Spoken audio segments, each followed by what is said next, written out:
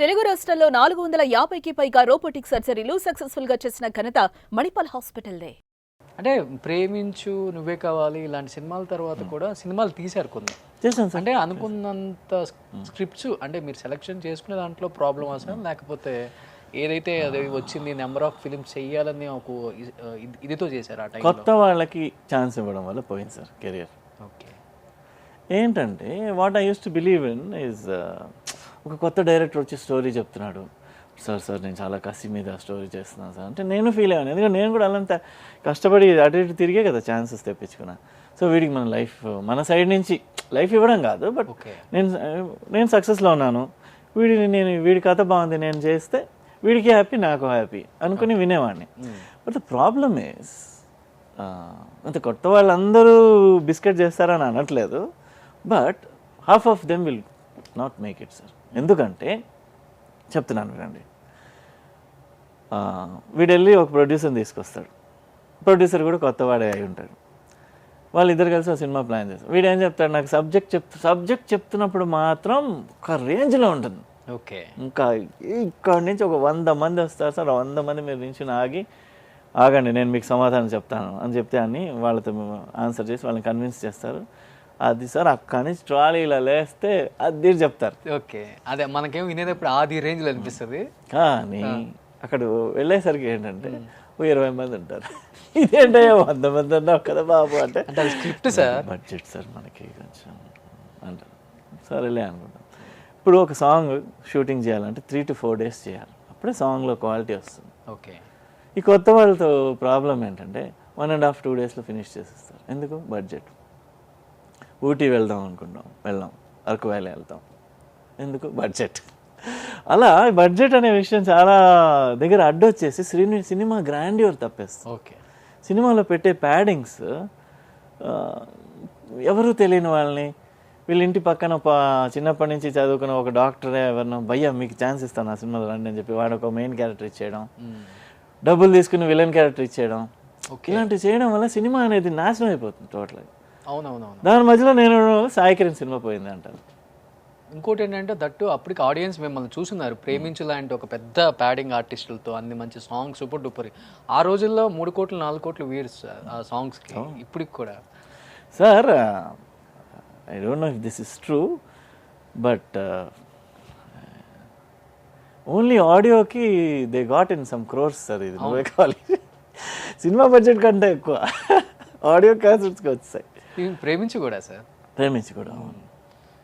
ఎలా ఉండేది అంటే ఫస్ట్ మూవీ హీరో లక్ష్మి గారు, కోట గారు, పెద్ద పెద్ద ప్యాడింగ్ ఆర్టిస్టులు అనిపించలేదు ఎక్కడ కొంచెం కూడా చేయకని? లేకపోతే చిన్నప్పటి నుంచి ఇండస్ట్రీలో ఉన్నాం కాబట్టి చూసి అలవాటైపోయి ఈజీగా చేసేసారా? చూసి ఉండడం వేరే, బరిలో దిగడం వేరే కదా.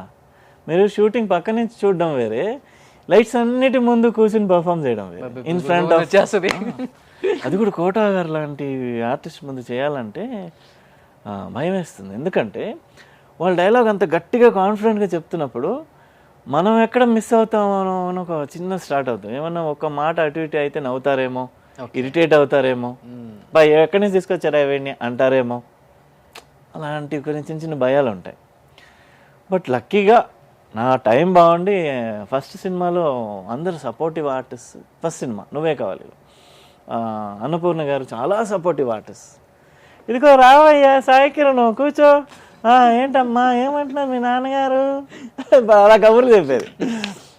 ఇదిగో చెప్పవయ్యా రామకృష్ణకి అప్పుడప్పుడు రమ్మని చెప్పు షూటింగ్కి, సరదాగా మా పాత మాటలు మాట్లాడుకుంటా. ఆవిడ ద వే ఆఫ్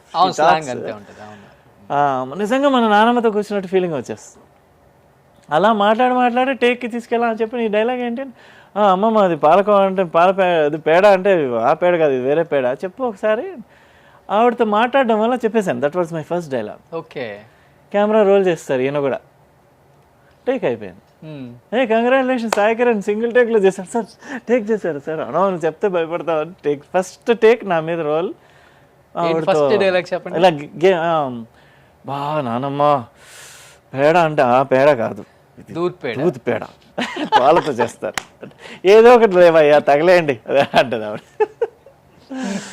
అది రోల్ అవుతున్నట్టు తెలియదు నాకు. Okay. దాని తర్వాత తెలిసింది కెమెరా సౌండ్ అంటే ట్రర్ అని ఉంటుంది అని. ఎందుకంటే అప్పుడు ఇది ఉండేది, ఫిల్మ్ ఉండేది Film కదా. ఉండేది, అవును. ఆన్ చేస్తే ట్రర్ అంటే ఏ మోటార్ సౌండ్ అనుకున్నాను, ఫేస్ చేయలేదు కాబట్టి. సూపర్.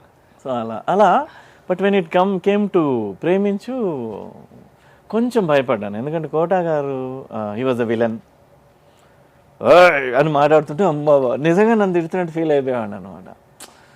సో మురళీమోహన్ గారు పెద్ద పెద్ద వాళ్ళు కదా, మిస్టేక్ చేస్తే బాగోదేమో అని. బట్ లక్కీగా డైరెక్టర్ గారు బోయిన్ సుబ్బారావు గారు, he was a very soft man and relaxed man. So ఆయన వల్ల కొంచెం సేవ్ అయ్యాడు. ఓకే, చాలా సాఫ్ట్గా ఉంటారు ఆ మూవీలో. అవును సార్. ఇప్పుడు ఈ టచ్లో ఉన్నారా లయ గారు మీరు? ఎప్పుడు మూవీ కదా ఇన్స్టాగ్రామ్లో హలో హాయ్ అనుకుంటుంటా అంతే. బట్ ఆ ఎంటైర్ మూవీ ఆమె బ్లైండ్ గా యాక్ట్ చేసేటప్పుడు సెట్ లో బాగా ఇబ్బంది పడేవాళ్ళు. She went and took training from blind schools. వెళ్ళి అక్కడ ఒక 1 వీక్ ఉండి వాళ్ళతో పొద్దున్న నుంచి నైట్ వరకు వెళ్ళి ప్రాక్టీస్ చేశారంట వాళ్ళు. మీరు అబ్జర్వ్ చేస్తే బ్లైండ్నెస్లో కూడా ఒక 3-4 టైప్స్ ఆఫ్ బ్లైండ్నెస్. కొంతమంది కళ్ళు ఇలా పైకి వేసి ఉంటారు, అవును. కొంతమంది కళ్ళు క్లోజ్ అయిపోయి ఉంటాయి, కొంతమంది ఇలా చూస్తుంటారు బట్ దే కాంట్ సీ. అవును. There are different types of blindness.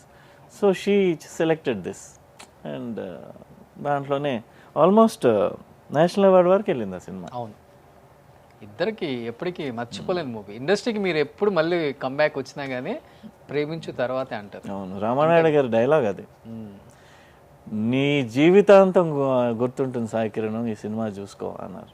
Okay, అవునా. ఇంకా సినిమా స్టార్టింగ్ అయ్యే ముందే స్క్రిప్ట్ నా చేతిలో పెట్టినప్పుడు ఆ స్క్రిప్ట్ అంటే గుర్తుకొచ్చింది. పెద్ద సినిమాలు ఎలా ఉంటాయి తెలుసా, రామానాయుడు గారి స్క్రిప్ట్ ఒక ఇది మన రికార్డ్ బుక్స్ ఉంటాయి, అవును.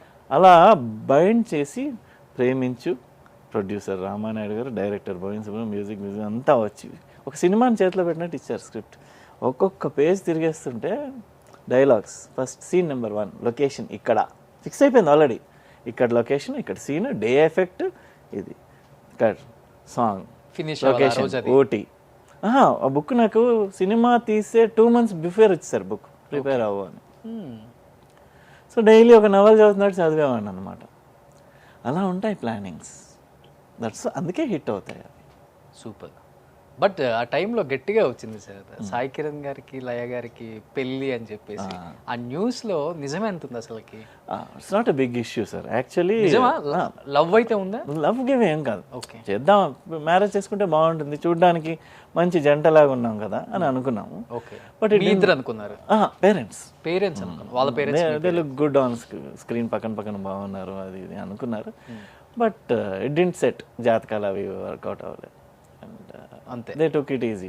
వి ఆల్సో సూపర్, ఓన్లీ పేరెంట్స్ అనుకున్నారు అంతే. పేరెంట్స్ అనుకున్నాం. దెన్ ఆఫ్టర్ దట్ మేము కూడా పోనీ చేసుకుంటామేమో అనుకున్నాం, బట్ ఇట్ డింట్ వర్క్అవుట్. లేదు అంటే సరే ఓకే అని వి డ్రాప్డ్ ఇట్ అంతే. సూపర్. ఆ తర్వాత టచ్లో ఉన్నారా లేకపోతే? నార్మల్ ఫ్రెండ్స్ చాలాసార్లు. దాని తర్వాత ఏంటది ఈటీవీ వాళ్ళది ఇంద్రజీత్ అని ఒక షో కూడా చేసాం, ఒక సినిమా, చిన్న సినిమా అనమాట. ఈటీవీలో చిన్న సినిమాలోనే వచ్చేవి, రావణాసుడు కొడుకు క్యారెక్టర్ నేను. సో దాంట్లో we acted together after that. దాని తర్వాత ఎంత బాగుందో అని సినిమా చేసాం మళ్ళీ తమ్మారెడ్డి భరద్వాజ్ గారితో. We are friends after that. అనవసరం ఊరికనే ఏదైనా కిచి రాస్తే అప్పట్లో మ్యాగజైన్స్ సేల్ అయ్యేవి, ఇప్పుడు వ్యూస్ ఎక్కువ వస్తాయి అంతే. బట్ గ్రేట్ సార్, అంటే మీరు చెప్పే దాంట్లో కూడా చాలా పాజిటివ్. అనుకున్నారు పేరెంట్స్, సెట్ అవ్వలేదు అంతే. It's great. జాతకాలు నేను చాలా గట్టిగా నమ్ముతాను సార్. పేరెంట్స్ నమ్ముతారు, నేను ఇంకా గట్టిగా నేను నేర్చుకుని నమ్ముతా. I learnt it. అంటే ఇదంటే బుల్షిట్ ఏమో అనుకునేవాడిని ఒకప్పుడు జాతకాలు అనేది, బట్ ఐ లర్న్ట్ ఇట్. అసలు ఏంటి ఇది, కథ ఏంటి, ఈ ప్లానెట్ ఏంటి, ఈ ప్లానెట్ ఏం చేస్తుంది. So now I believe astrology. Suman టీవీలో మీ పర్సనల్ అండ్ బిజినెస్ ప్రమోషన్స్ కోసం కింది నెంబర్కి కాంటాక్ట్ చేయండి.